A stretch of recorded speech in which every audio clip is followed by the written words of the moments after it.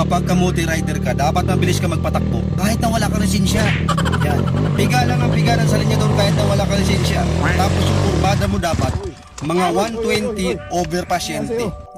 Pasyente ka talagang damuho ka kapag nadisgrasya ka. Tapos send mo yung Gcash mo for donation dyan sa kabubuhan mo. Yan. Ganyan dapat yung mindset. Tapos yung focus mo dapat, mabilis ka lagi kasi natatay ka, di ba? Tapos, pag numumotor ka, huwag kang mag-helmet. Huwag kang mag-helmet kasi matigas naman yung ulo mo talaga, hindi ka marunong makinig. Feeling mo kasi pugi ka, kaya tinanggal mo yung helmet mo para ipakita yung pagmumukha mo, ang kapal ng mukha mo. Yan, yung mindset mo ganun dapat, huwag ka mag-helmet. Bahala na mahuli. Tapos, yung tambutso mo, kailangan maingay yan eh. Kasi kulang pa, nakasanod pa. Yung maabot talaga sa kabilang nayon. Ganun dapat yung tambutso mo. Tapos, kung hindi ka makontento yan, madaling araw yan yung mga trip mo. Biyahe ka na madaling araw, piga-pigain mo doon sa mga bahay na natutulog na.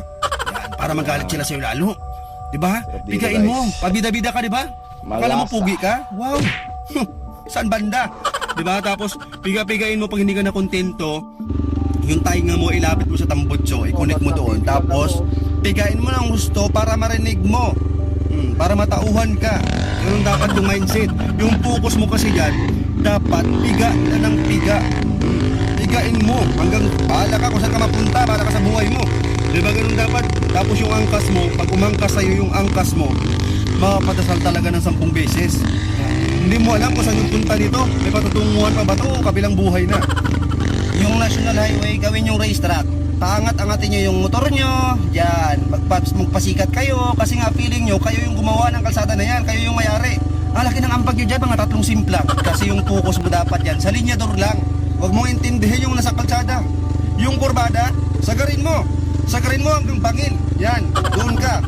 Tapos, dapat yung focus mo niyan lagi, magaling ka. Isipin mo ang sarili mo na para kasi Ben Gasol. Ay, hindi, Ben Diesel pala. Di ba idol mo yon? Napanood mo kasi mga movie nun, yung mga nagalipad-lipad kaya ginagaya mo. Wow, para kang bata. Yun, dapat yung mindset mo. Kasi dapat focus mo yung goal mo na lagi kang natatai magpatakbo. Sobrang bilis. Kapag kamalan kang natatai, akala mo kung pogi ka. Hindi. Pakiramdam namin sa'yo, natatai ka.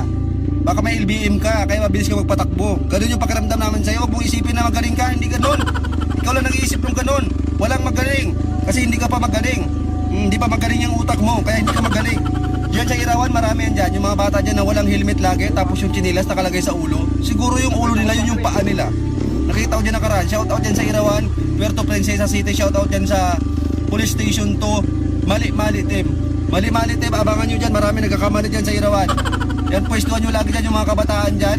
Yung mga 14, 18, 17 yung edad. Wow! Sila pang lalakas ng loob magpatakbo ng mabilis. Wala namang lisensya yung mga yan. Yung lisensya niyan galing lang sa magulang. Yun, nagpaalam. Yun yung lisensya niya. Pero walang license yan. Walang driver license yan. Abangan nyo dyan.